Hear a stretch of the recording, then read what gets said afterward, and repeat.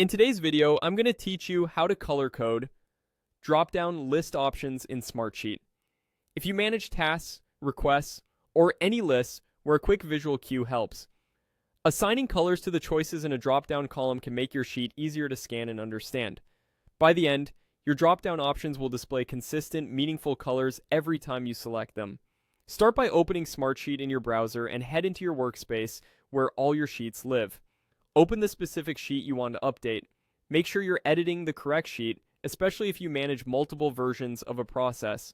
Once you're in, locate the drop-down column you want to format. You might see one labeled gender in this example, but the same steps apply to any drop-down column such as status, priority, or phase. Move your mouse over that column's header and click the three dots, the More menu for the column. From the menu, choose Column Properties. This opens the settings for that column on the right side of your screen. Here you'll see the section for drop-down list values, which lists each choice that appears when you click the drop-down in your rows.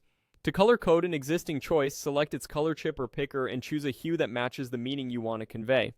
For instance, you might reserve green for positive or complete states, yellow for in-progress items, and red for blockers.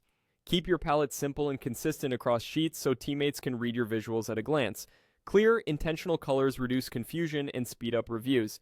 Need an additional option in the same list?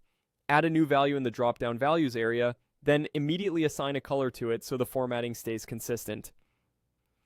As you assign colors, the preview will reflect your choices, and those colors will appear anywhere that column is shown, including grid, card, and report views. This keeps your visual language aligned no matter how the data is displayed. Your changes apply to the entire column, so every row that uses that drop-down will show the selected colors as you make choices. If multiple people collaborate on the sheet, they'll see the same colors, ensuring a shared understanding of what each option represents.